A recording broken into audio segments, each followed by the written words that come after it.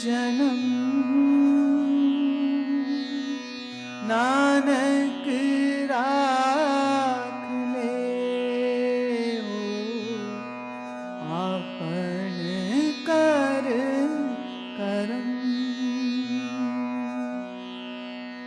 बलवा के ग्रह इतर बसे आनंद केल माया रंग रस बिहाने कई जन्म नानक राख ले हो आपन कर करम। दृढ़ कार माने मन है प्रतीत काल न आवे मूढ़ चीत बिहाने कई जन्म नानक राख ले हो आपन कर करम। बैर विरोध काम क्रोध मोह झूठ विकार महालोभ द्रोह बिहाने कई जन्म नानक राख ले हो आपन कर करम।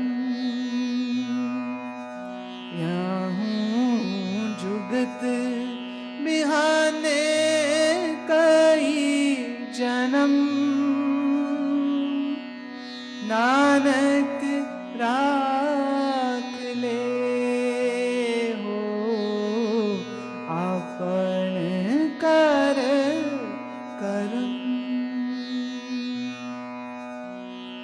आपन कर करम आपन कर करम।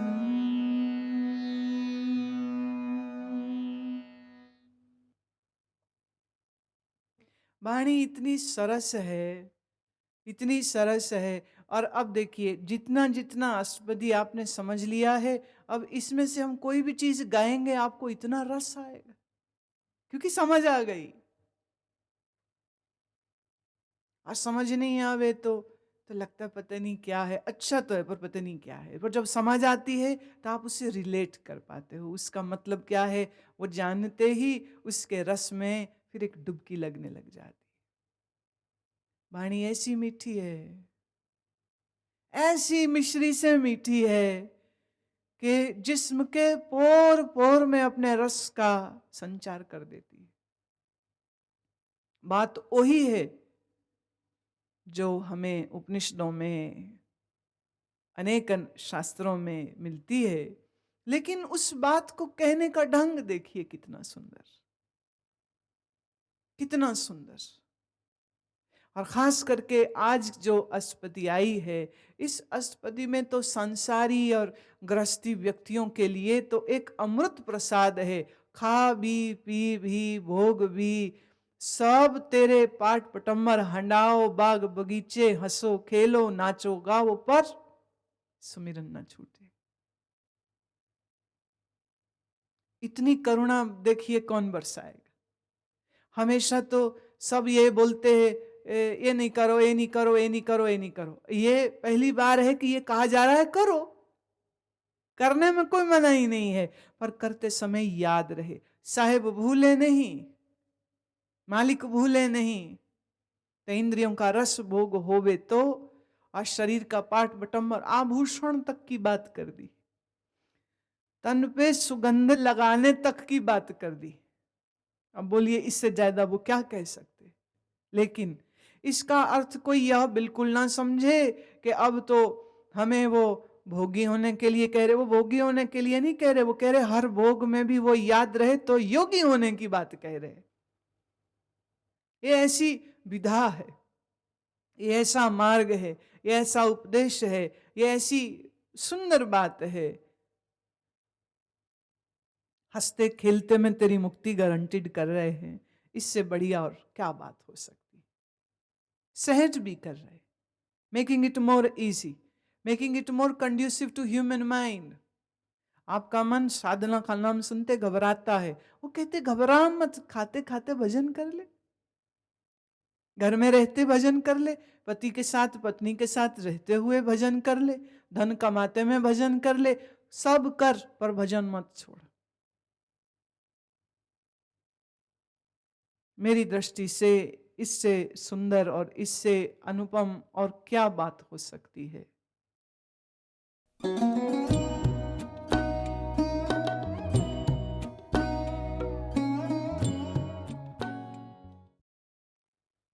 अगम अगाध पार ब्रह्म सोए,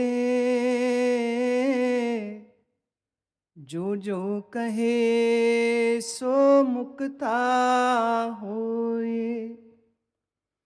सुन मीता नानक बिनवंता, साध जना की अचरज कथा, साध जना की अचरज कथा, साध जना की अचरज कथा।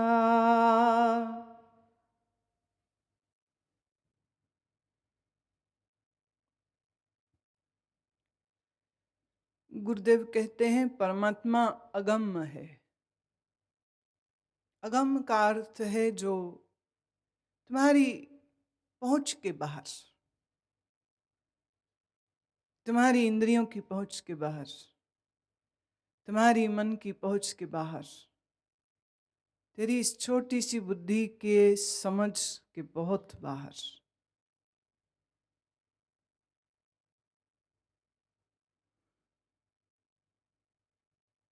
जो चीज हमारी इंद्रियों के जानने में आ गई, मन के जानने में आ गई, बुद्धि के जानने में आ गई, वो मायाकृत है, वो परमात्मा नहीं हो सकता।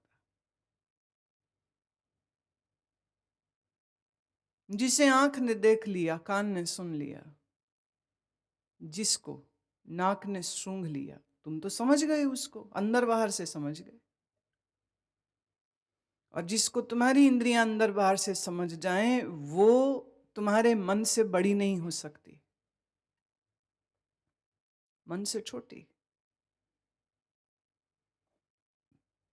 हमारी आंख बहुत बड़ी चीज को एक साथ नहीं देख सकती, और हमारी आंख बहुत छोटी चीज को भी नहीं देख सकती।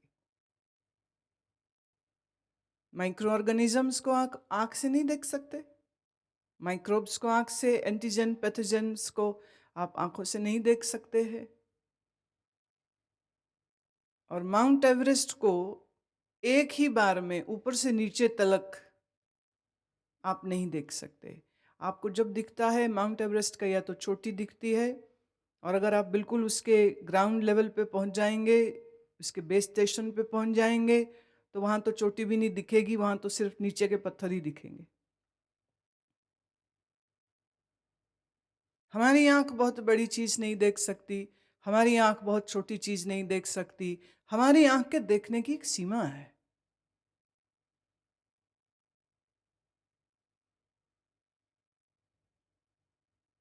लेकिन फिर भी मेरी आंख के जानने में जो आ गया,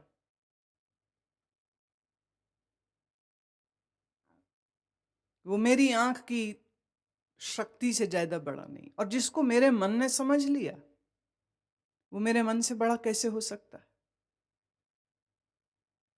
जो तेरे इंद्रियों, मन और बुद्धि की पहुंच से बाहर है, उसको कहते अगम।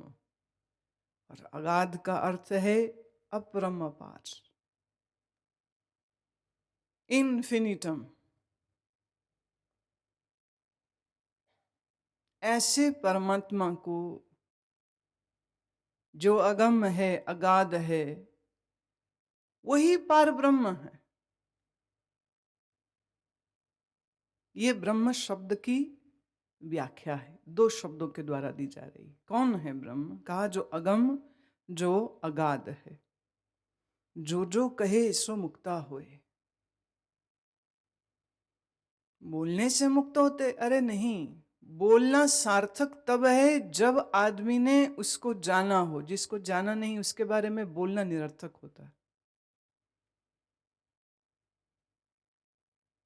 तो जिसने पारब्रह्म को जाना, जब उसकी वाणी से निकलता है उस ब्रह्म के विषय में शब्द या कोई संज्ञा या कोई स्तुति या कोई परिभाषा, उसको जो सुनेगा, कहने वाला मुक्त और जो सुनेगा वह उसका मित्र है। सुन मीता नानक बिनवंता, साध जना की अचरज कथा। बड़ी आश्चर्यजनक कथा होती है साधु की। क्यों? वो उसके बारे में बोल रहा है जो आंखों से देखा नहीं जाएगा, कानों से सुना नहीं जाएगा, हाथ से छुआ नहीं जाएगा, मन से समझा नहीं जाएगा, बुद्धि के ज्ञान के घेरे में नहीं आएगा। उसके बारे में संत लोग बताते हैं। तो हुई ना आश्चर्यजनक बात। कोई तुमसे कहे कि ऐसी चीज सुनो जो कभी देखी नहीं, कभी सुनी नहीं,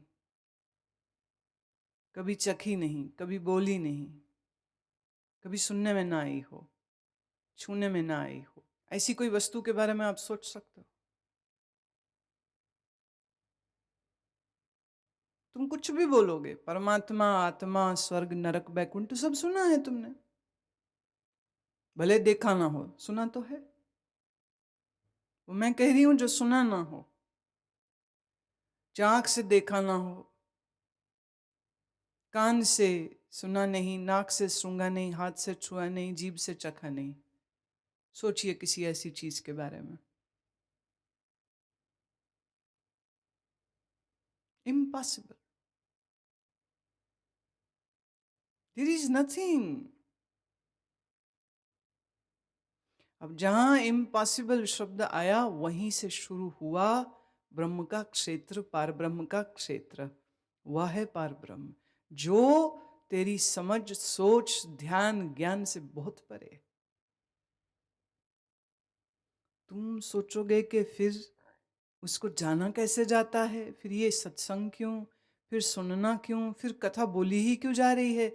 वह इसलिए कि इस अचरजमयी कथा को सुनते सुनते सुनते सुनते तेरा मन चुप हो जाए, तेरा मन ठहर जाए और ठहरे हुए मन में इस ज्ञान की सुगंध प्रविष्ट हो जाए। बस जहां ये काम हुआ तहां आत्मजागरण हो गया। परे की बात है, परे की बात संत कहते हैं, परे की बात साधु कहते हैं।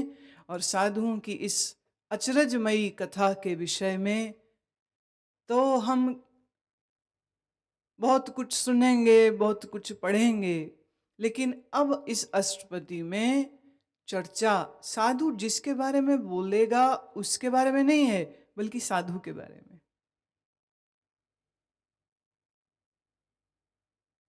आप देखिए, आप थोड़ा सा पहले साधु शब्द को समझ लीजिए, क्योंकि उसके बारे में बड़ी भ्रांतियां हैं। Too many misinterpretation, misconceptions, wrong definitions. So you should first know what is right one.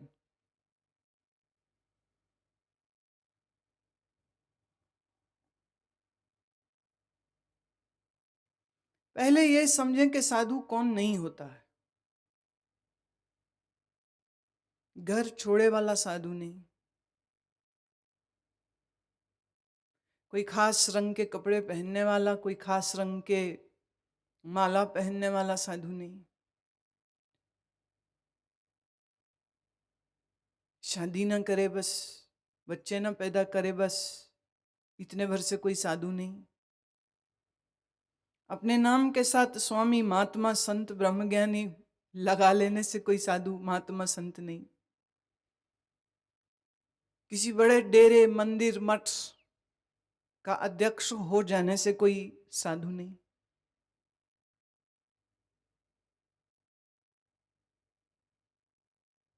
Case लंबे रखे हों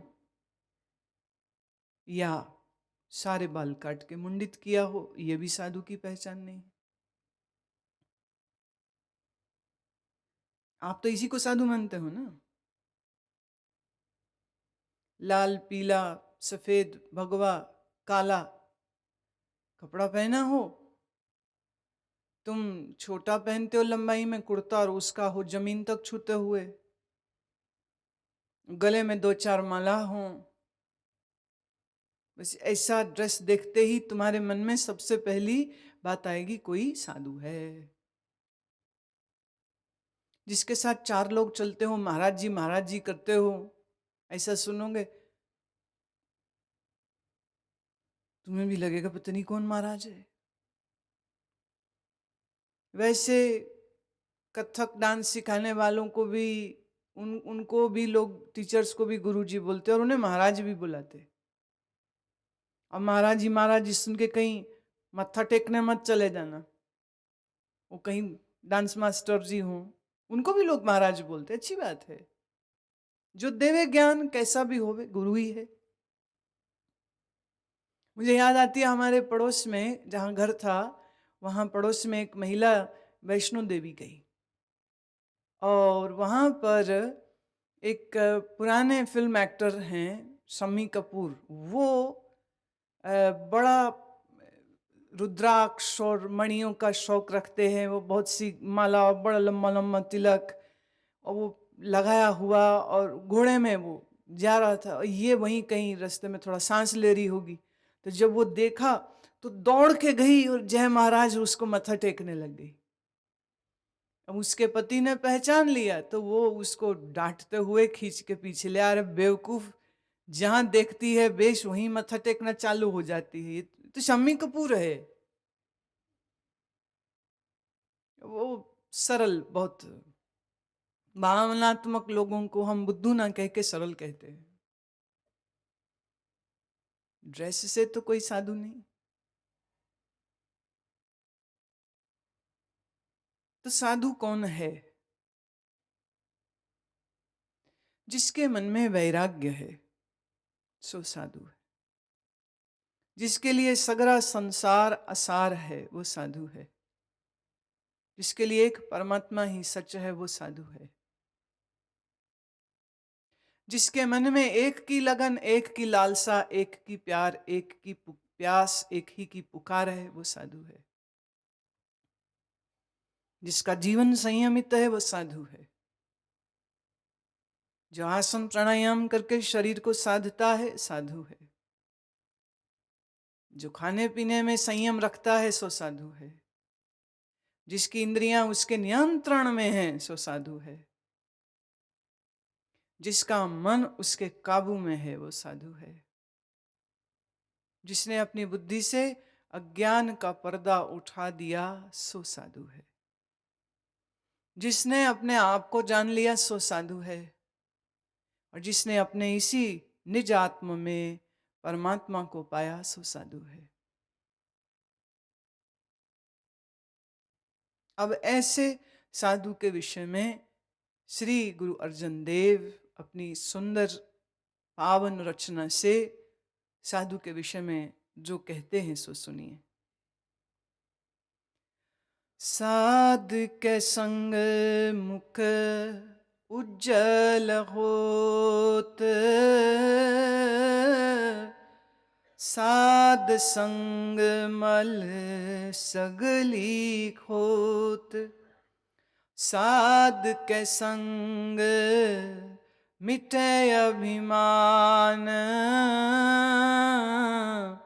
साध के संग प्रगटे सुज्ञान। साधु के संग बैठने से मुख उज्जल, उज्जल अपभ्रंश है उज्जवल शब्द का। उज्जवल माने प्रकाशमान। अब मुख उज्जला हो जाता है मतलब क्या? जैसे इस समय वीडियो रिकॉर्डिंग के लिए लाइटें मेरे मुंह पे मार रहे हैं तो मेरे मुंह उज्जवल हो गया, ऐसे तेरे मुंह पे लाइटें मारी जाएंगी तो तेरा मुंह उज्जवल हो जाएगा।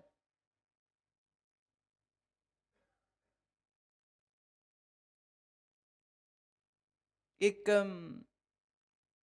बहुत मजाकिया, बहुत मजाक जिसके ऐसे फुरता रहे, ऐसा एक हमारा शिष्य है। तो कहता मैंने तो सोच लिया एनलाइटन होने का बड़ा आसान तरीका, मैं 2400 रुपये में एनलाइटन हो जाऊंगा। मैं वो कैसे? कह रहे एक टोपी बनाऊंगा, टोपी के दो तरफ ट्यूब निकालूंगा, बैटरी ऑपरेटेड होगी वो, उसकी बैटरी मिनिस्क्यूल मेरे ऐसे जेब में होगी और उसको ऑन करते ही मेरी लाइटें जल जाएंगी सर की तरफ। हो गया एनलाइटन, लाइटें जल गई।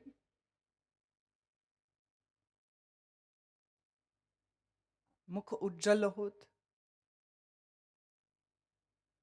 मुख उज्जवल किसका है? जिसके कर्म उज्जवल हैं, जिसके विचार उज्जवल हैं, जिसकी बुद्धि उज्जवल है, जिसकी बुद्धि में ज्ञान का प्रकाश है। अब ऐसे आदमी से जब कुछ गलत कर्म होगा नहीं तो गलत कर्म का वो दंड क्यों पाए? तो गलत कर्मों की वजह से जो मुंह पे कालिख लगती है वो क्यों लगे फिर?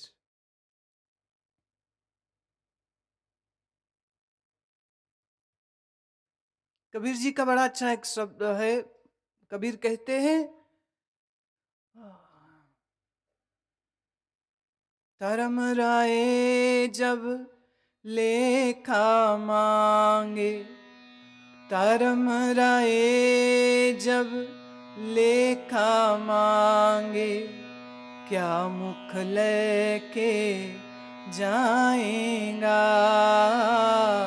क्या मुख लेके जाएगा।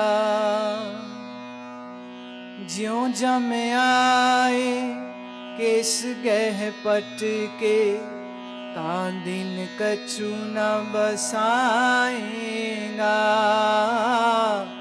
तां दिन कछु न बसाएगा।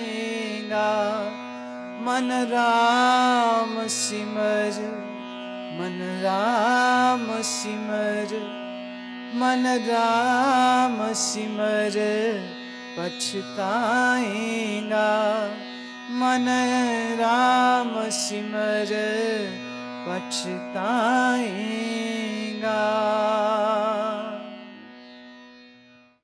धर्मराय जब तुमसे हिसाब मांगेंगे तो किस मुंह से हिसाब दोगे? कर्म ऐसे खोटे हैं तेरे।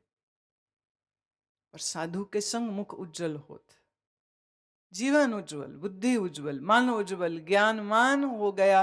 अब इसके मुख में रोशनी है, नूर है। साधु के संग सारी मल सगली खोत। मल मने मैल, सगली मतलब सगरी, हिंदी का एक शब्द है सगरी। सारी की सारी मन की मैल धुल जाती है। साधु के संग होने का अर्थ क्या है? खाली उससे अच्छी अच्छी बातें सुनो, सीख के और अभिमानी होकर वापस आ जाओ ना। बोले साधु संग की एक ही पहचान है। तुम्हारा साधु संग हुआ या नहीं हुआ, इसकी यही पहचान है। अगर तुम अभी भी अभिमानी हो तो अभी साधु संग नहीं हो, अभी साधु की शक्ल देखी है, अभी उसकी तूने ज्ञान की गोली खाई नहीं है।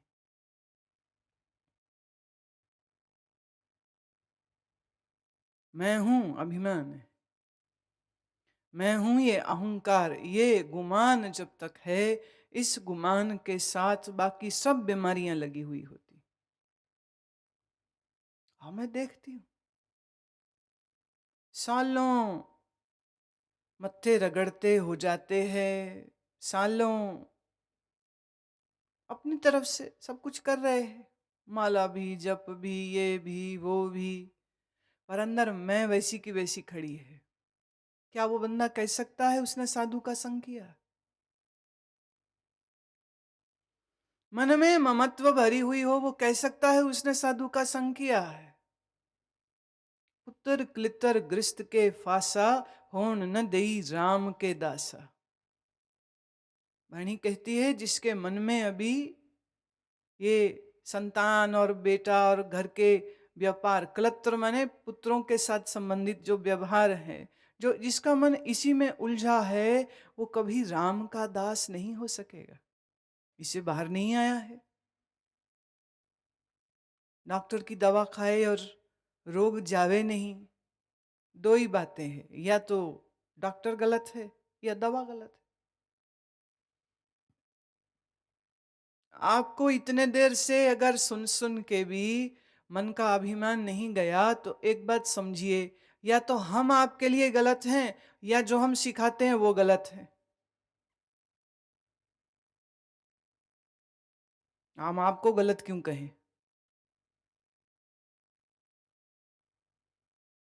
मन में अभिमान, मन में ममता उतनी की उतनी, इसका अर्थ भी ज्ञान प्रकट नहीं हुआ। जैसे बाहर रोशनी हो जाए तो अंधेरा और अंधेरे की परछाइयां सब चली जाती, ऐसे ही जब अंदर ज्ञान प्रकट हो जाए तो अभिमान और अभिमान की सब परछाइयां अपने आप चली जाती, कुछ बचता ही नहीं।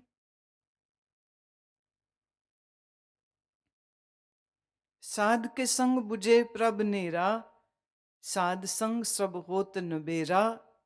नेरा अर्थ है नजदीक, और नबेरा अर्थ है निपट जाना, फिनिश्ड। साधु के संग बैठेगा तो परमात्मा नजदीक कैसे है ये बूझ लेगा, ये समझ लेगा।